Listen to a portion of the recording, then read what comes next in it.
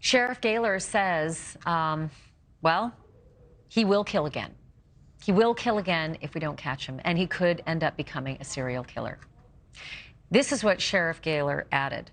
I have no doubt in my mind if he's not apprehended, he will become a serial killer because he will do this again. This being the murder of Rebekah Morin. You know, they released video on August 17th of the person they believe killed Rachel. And they know that because the DNA at Rachel's murder scene matches the DNA at a home invasion in Los Angeles. And this was the home invasion. This is him leaving. Take a good look. I can't show this enough. Take a good look at the way he walks, the gait, the shape of his jeans, the shape of his feet, the shape of his shoulders, the haircut that he had on August 17th. That's the guy. That's the killer right there. Still trying to find him, though. We don't know who he is. 5'9", 230 pounds, 20 to 30 pounds, likely Hispanic. That is all we know so far. Could be local to California, could be local to Maryland, may have committed crimes in other states. Investigators from Maryland have gone to California and are sharing information between those jurisdictions. There's a $10,000 reward now that they released on Thursday last week. Sheriff says we're one tip away from catching him. One tip away. Could be you. I'm joined now exclusively by Rebekah Morin's sister, Rebekah Morin, and the family's attorney, Randolph Rice. Rebekah, thank you so much for being with us tonight. First and foremost, I am so sorry for your loss. I'm so sorry for what you and your family have had to go through. Have the police shared anything with you? Have they told you anything that sounds promising?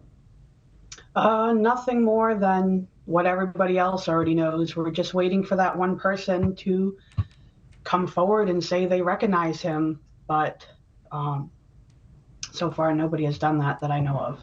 And is this extraordinarily frustrating? Do you feel you're getting everything you need from the investigators? That I can't really answer because, you know, like I said, I mean, there's only so much they can do. Somebody needs to come forward. Somebody has to say something. Sorry. I understand.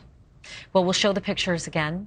That's the man that they're looking for. If you're watching right now, take a very close look at everything about him, the way he walks. Sometimes it's the way a suspect walks that is the tip that comes in, not necessarily the description of the person, but the way they walk.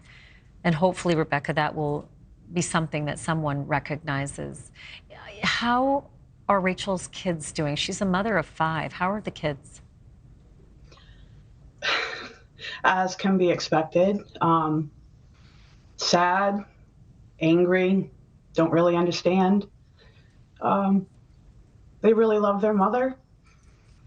You know, they pray for her to come back.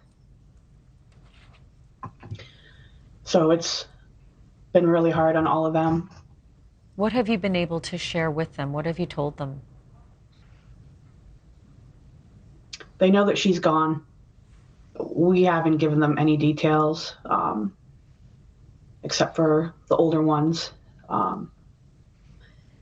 We plan on keeping like that for a little while, till they're old enough to understand, and hopefully it won't be too much longer before they have the person that did this.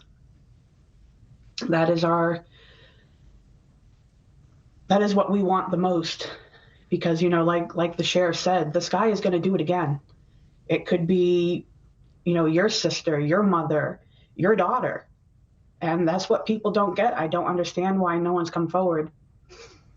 To me, it's obvious that somebody recognizes this guy. They have to. It's like I could see him move and know, you know, if this was somebody I knew, I would know who it was. So I'm really hoping that somebody comes forward soon. Somebody is brave enough to do that, to do what's right.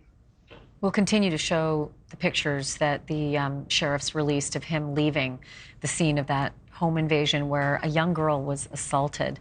And as we show the pictures, just remember, just look at every part of it, every detail, the small of his back, the curve of his shoulders, the slouch that he has, that haircut from August 17th. Again, that's a haircut from a couple of weeks ago. That could have grown in by now. The tightness of his jeans, that's a style that some people wear and a lot of other people don't wear. Everything about that, holding the clothing that he's walking out of the house. Rebekah, who's looking after Rachel's kids? They are with their fathers. So they're well looked after at this time, and you're able to see them, and they're able to get the counseling they need? Yes. Thank you for watching. Go to newsnationnow.com to find NewsNation on your television provider. And don't forget to click the red subscribe button below to get more of NewsNation's fact-driven, unbiased coverage.